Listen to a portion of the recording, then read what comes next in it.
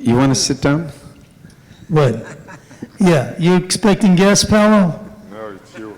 Okay. What time is dinner at that, Yeah, sit in the middle, man. Come on, you're the moderator. Sit right there.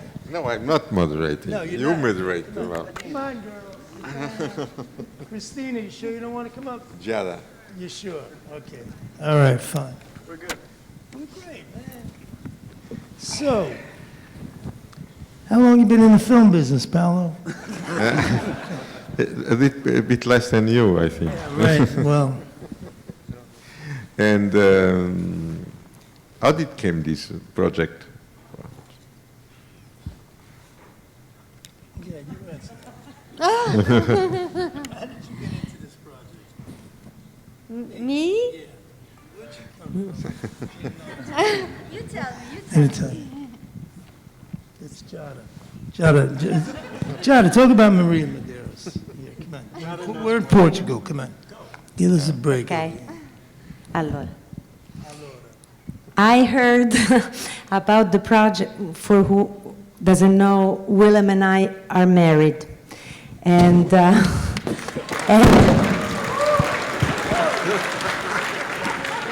that's part of the story, that's why I'm telling you. When we first got together, my first present to Willem was a book of poems by Pasolini, by coincidence, of course, because I grew up as an Italian. I grew up with Pasolini was my hero as a poet, as a writer, as an intellectual, as an artist, as a filmmaker, in everything he did, basically. And shortly after getting together with Willem, I met Abel, who I adored as a filmmaker. And a poet. And a that's my version. We gotta. And a poet. So then. And a painter. Ecco. Then years later, I heard Abel was thinking about making a movie on Pasolini, and I got really excited. And then when he talked to Willem and he said he wanted Willem to be Pasolini, I was shocked because for the first time I realized that actually Willem to me was identical to Pasolini, and until then I had never thought about it. She never noticed. So that's what I know. You married Pasolini? I married Pasolini. Yeah. Without knowing it.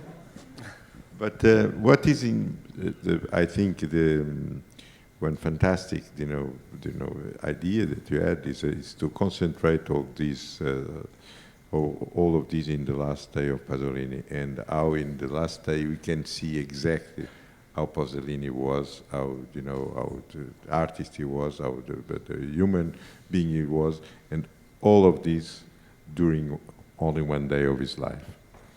And it was something that came when you start thinking on the film, or it was from the start something that you decided. Go, baby. No, go, Abel. Wait, you don't want to talk now? No, I want to talk. I want to talk. I want to wind up in a good one. It's not. I hate it. It's just tough answer when you answer these questions so many times. It's like, I mean, why? Talk about you're dealing with a guy whose mind is moving from like a laser through his life, man. And you're gonna focus on the guy. He's a different guy if we shot the film a week before, and he's a different guy a month before, and 5 years before, and 10 years before. He's a guy. He's constantly reinventing his wheel. And for us to land on a place, him philosophical, I mean, we could have done it in 1969, the day he came to New York. That's an unbelievable story. The 2 days he spent in New York, he was invited from MoMA for a big dinner and a big gala. He stayed 10 minutes, okay? He looked at all those people. 10 minutes later, he's up in Harlem. 1968, this dude is up in Harlem. God knows what he's doing. Imagine I got a pretty good idea. Yeah, okay.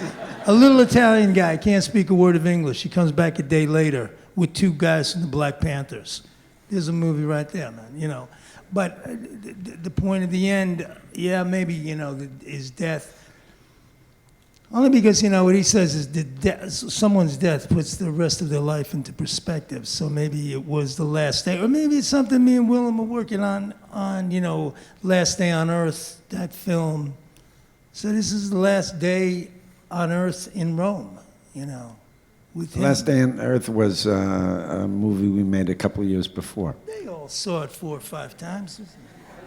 Come on, it was. It's played on. It's on Netflix. Everybody sees it. No, but anyway, it's a film about the last 24 hours in his life. But And then You got the nice anything thing to about add on that this? form is you can imagine a future, and also you can imagine a past. I mean, it's like he is the product of his whole life up to that point, and then he's murdered. So it's a very clear point in his life, and it was a very clear place to imagine what his state of mind was and how all of his ideas developed to that moment.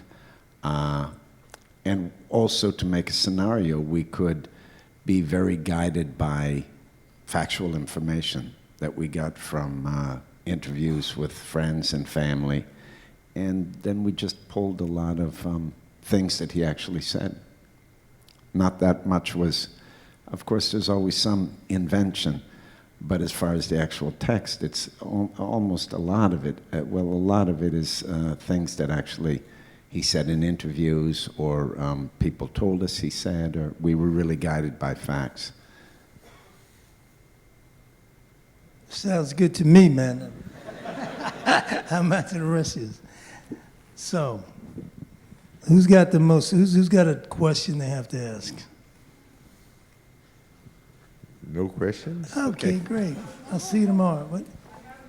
You got one. Good. One? Okay, good. Don't make it too Joey. hard. No, it's going to be very short. Thank you for the movie. It's absolutely beautiful. I would like to Oh, really? ask... Who's saying that? Let me see that. I'm sorry? Just say it again. I didn't hear you. It's gorgeous. Oh, thank you. I was going to ask, why did you decide to show the parents, the mother's pain? Why did we show the mother's pain? Yes. I mean, it was the death of her son, man. I mean, that was the bottom line. I mean, you could call him a poet. You could be the biggest superstar in the world. I mean, he's still the, you know, He's a son. he's a, you know, he has a mother, man. Yeah. And she It's lost amazing. her, and It's she lost her amazing. It's a only, beautiful scene.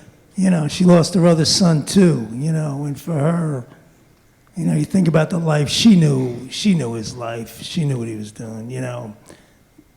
Yeah, I mean, it's never- beautiful. It's a wonderful actress. Her is off the hook. You know, the funny thing was, when Willem got all decked out, and then he became, you know, when he really turned, you know, when he really turned it on, and you know, right as we're gonna shoot it, and you know, I would think to myself, man, what if somebody was playing my father, and like I walked into a set, and there was my living room the way it was when I was a child, and someone is looking exactly like my father.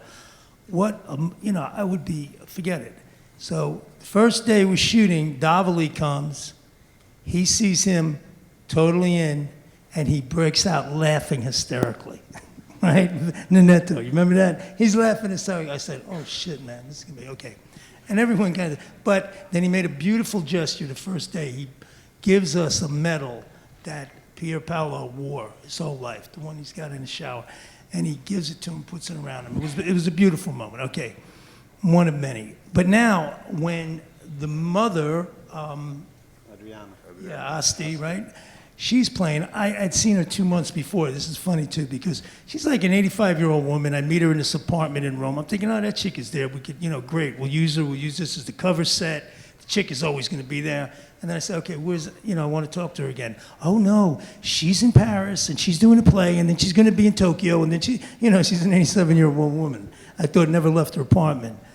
Anyway, she's the busiest actress in you know, in the world, right? And now we got to, you know, move dates around, and okay. So she shows up. She's like one of these actors now, comes on a plane, flies in, throw in her hair and makeup. You know, thank God she's the kind of woman who could do it. And now she comes on like the camera is rolling, you know, we're shooting quick, right? The camera's rolling, and a woman comes out in the first scene, comes, sits by the bed. Here's a woman who was one of Pasolini's best friends, looks at Willem, starts doing the scene, and just starts crying. Remember that? She cries uncontrollably, right? And I'm like, hey, lady, like, nothing's happened yet. The dude just woke up, you know. Don't start fucking crying. What are you crying? No, he looks just like... We finally got the emotion, but anyway, no, the mother, the poetry he wrote for her, the relationship, but people live with their mother. It's like, oh, I'm living with my mother. And this guy's living with his mother because he loved the shit out of his mother, adored his mother. I mean, it was such a special relationship he had with her, and the nightmare of that woman losing both her sons, and especially and the poetry he wrote for her. Right? I mean, you always wanted to get that one in there. We couldn't fit that poem in there. But Willem's going to be reading it on... What do we got?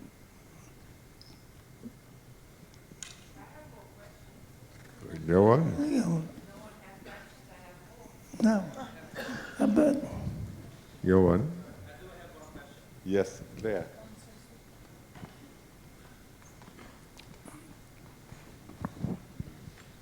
Thank you. First of all, amazing film. It was amazing. Well, it is 2 for 2 again. It's 2 out of 500. I guess you'll be hearing that a lot tonight 3? because it's true. Really? Well, I have a question because there's a part of the film in which he's in the restaurant explaining the story he's writing about the guy following the star. But from my understanding, he died before he could make it. So your vision of the story was like an homage, or did you make it by asking someone near him? That's my question. Near him, but we had the script. That was the first script he did where he actually talked it into a microphone, and it was on tape. So we actually heard him describing this film. Okay, and on top of everything else, the cat was an awesome, off-the-hook screenwriter. And when you got the pages of his script, when you write a script, you're basically the great ones. I mean, the grips know what to do, okay? The actors know what to do. The director knows what to do. You not only know what to do, you're inspired to do it, And we had the pages of his script. It was like, let's go, bro, And then, you remember that time with Davoli? This was another great moment. We were in a rehearsal for the other thing, and we were reading the scene from the transcript. And Davoli was listening to that last scene, and it was really moving, And he said, man, we were going to make such a beautiful film, because he was going to play the other role with Di Filippo. And it was like, these are like the, it really makes it. There's just some beautiful moments there with these guys because they're all in, and the love and the passion. The one thing in all the research we did, the real, all of it, you never heard anyone have a negative thing to say about the guy. Really, you know what I mean? And you just didn't. He was at his best to the lowest, the smallest people on the set, the assistants of the assistants. It was always, how are you? How are you feeling? What's cool? On the set, I'm basically an out-of-control madman from morning till night. This guy never raised his voice. He made Sal Low. They told me, point blank, never once, got angry at anybody. To imagine that film and think of that director never letting his anger get between, get in the way of the work, It's, what can you say? Paolo, do you have another question? No, Yeah, I'm you gotta hear hear. you. I'm not. I just want to hear you, and now I would like to ask Maria that didn't talk yet.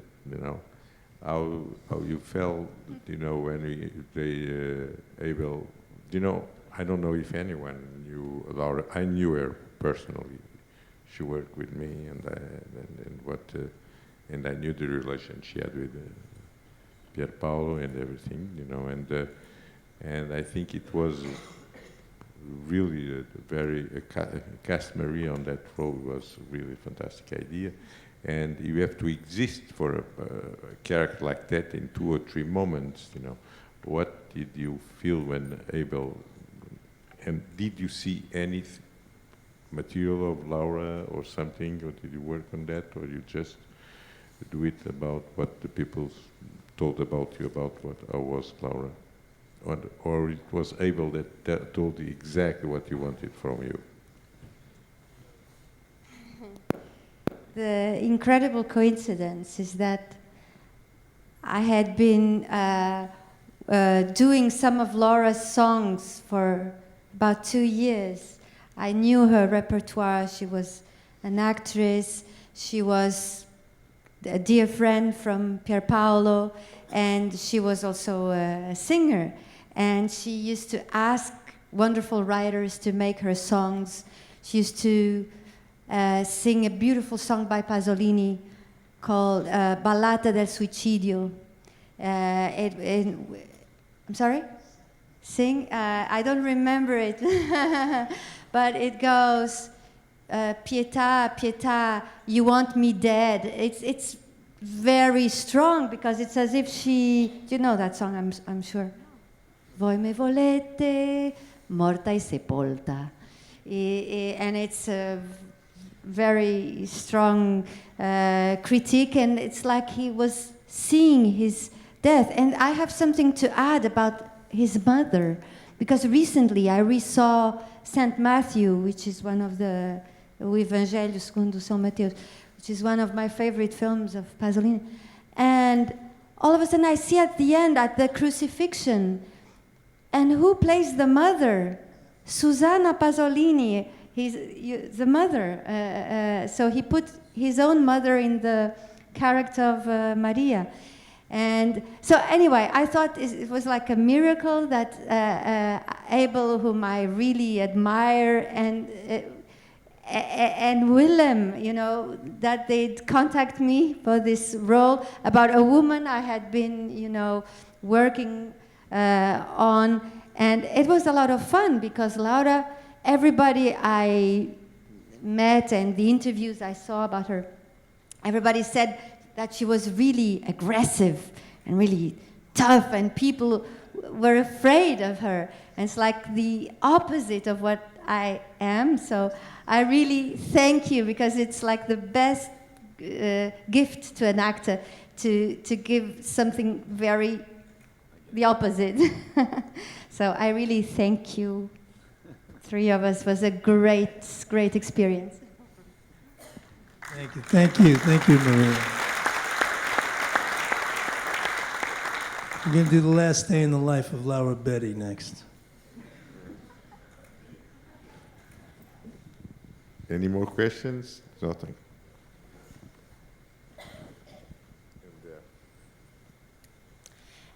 Good evening. I would like to ask you to say something. I'm here.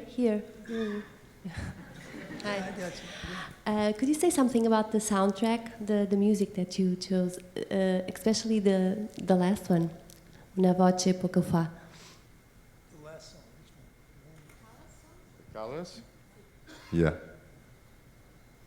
Well, she was a dear friend. I mean, we basically went into his songbook, you know. I mean, we're using the tracks of his movies. You know, again, the way Willem wore some of the clothes, we're using the tables, you know, when we're right there with it. And,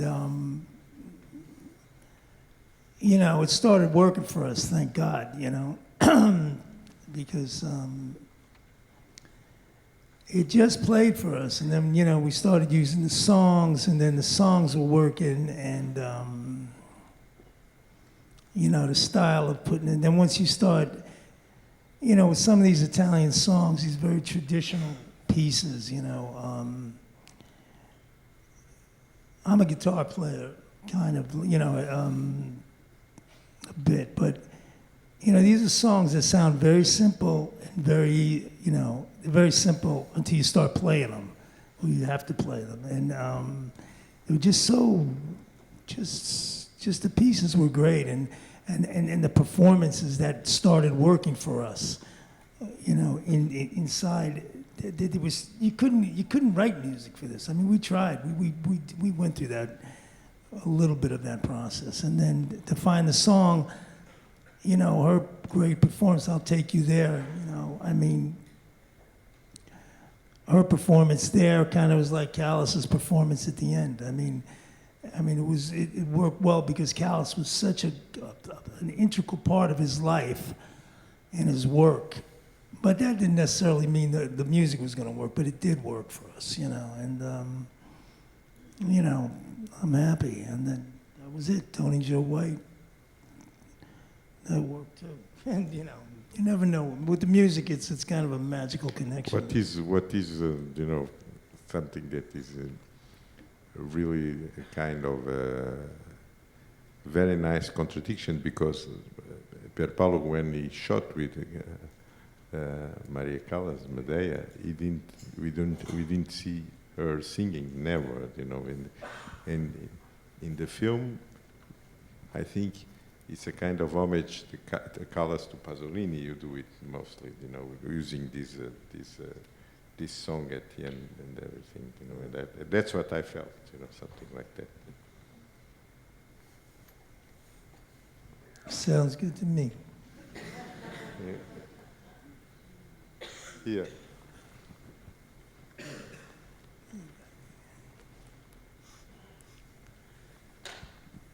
Hi. For Willem, what kind of preparation did you do to get into the character? No, just kind of immerse myself in all things Pasolini. You know, and also, nice thing about Abel, he really invites you to be involved in the development of the scenario, the development of the actual text, the events that we're going to film. So it was really about a lot of reading and trying to inhabit his state of mind and be clear about some of the things he was saying, for example, in those interviews. So it was just a pleasure. I knew him as a filmmaker before, I knew him as a poet before, but before the movie I didn't know his critical writing so much. And ones that were really important were the Lutheran letters and the Corsair writings that were in that he wrote for Corriere della Sera. Right. And you know, those things really brought out, for me, kind of made me realize how prophetic he was.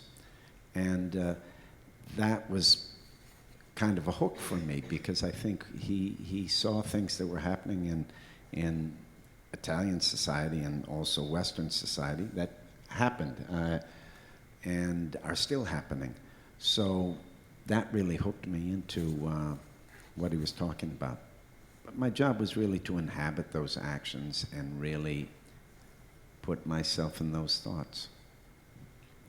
You look at videos and things like that, but you know, it was established very early. We weren't making a biopic to explain this guy. We weren't.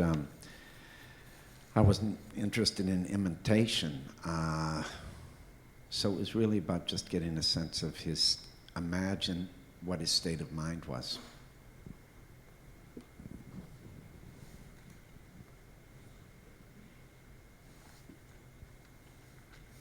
Any other question? You don't have to ask him. One thing, I'm sure when I don't know, when you choose Willem to the part, it's because you work with him, because you know what the actor is. You know, I think it's not because he's, you know, physical close to Pasolini or not. I don't. He doesn't look like him now.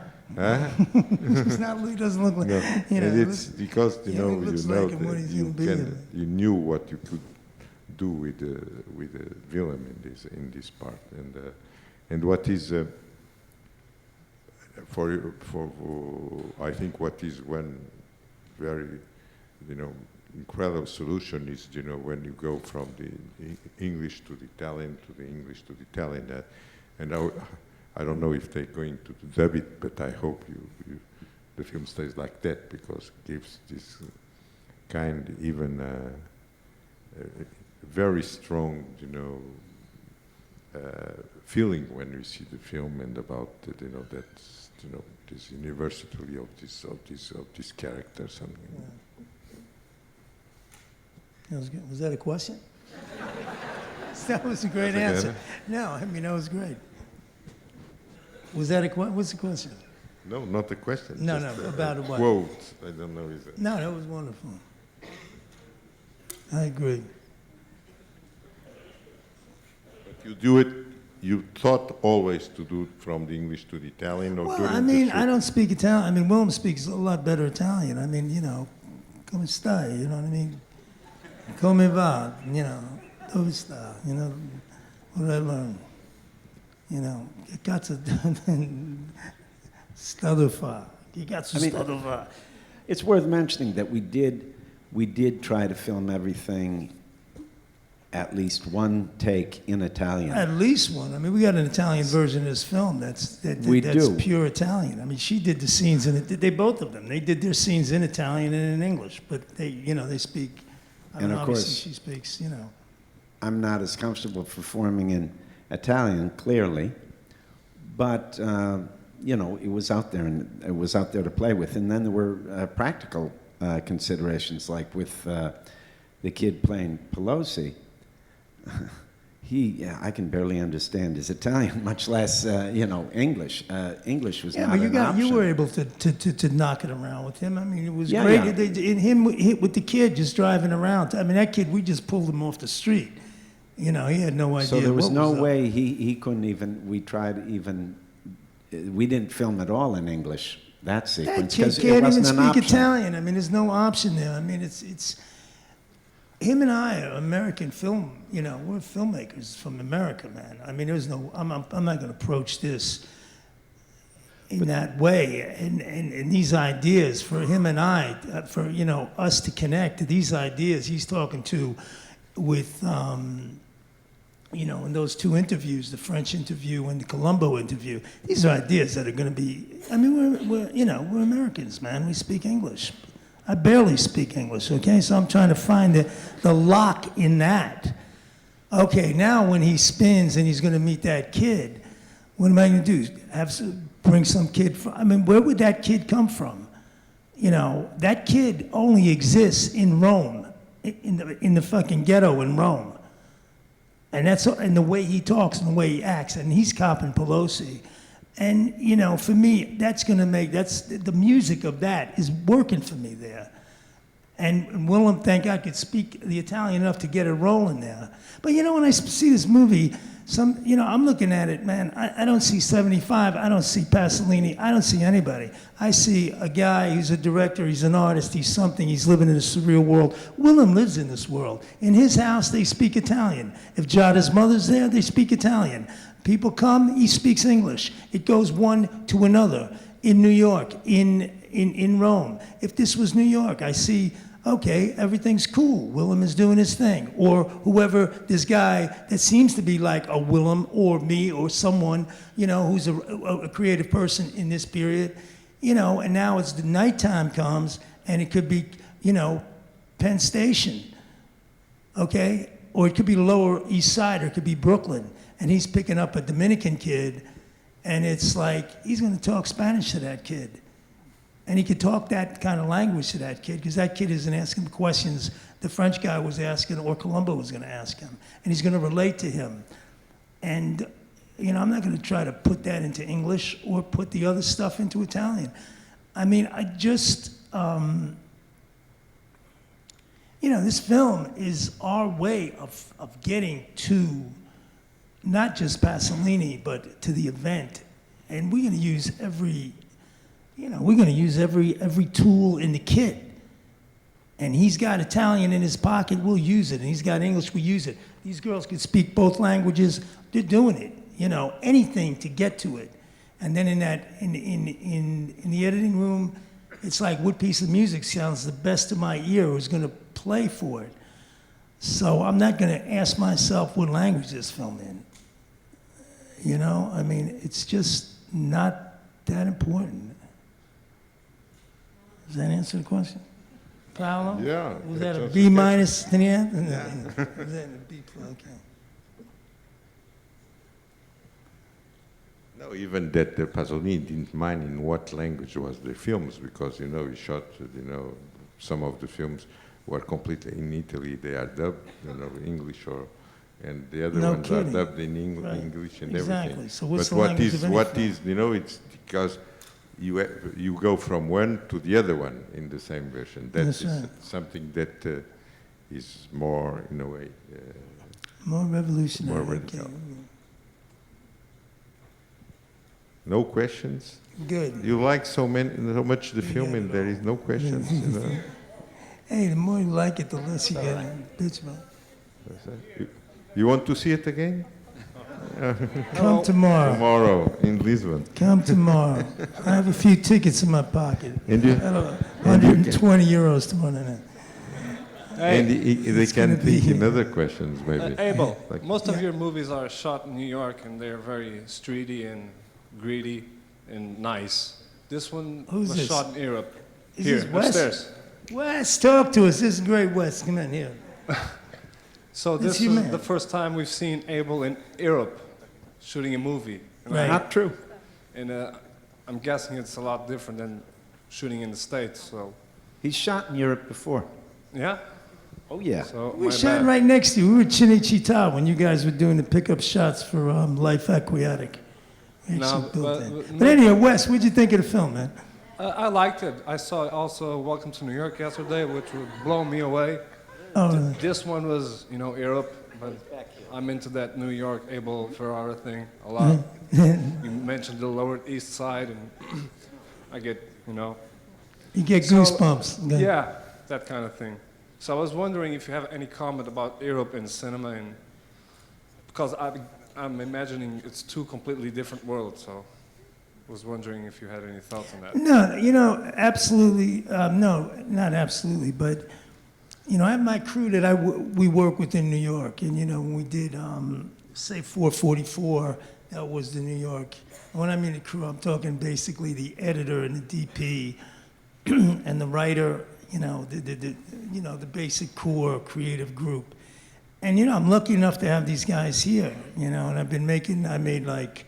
This is the third feature we did here, and I did a documentary here. So,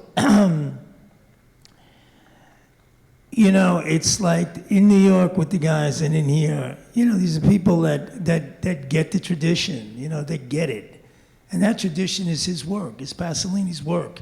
You know, the film they showed last night is part of it, man. Is you know, the Gold of Napoli, the Order Napoli.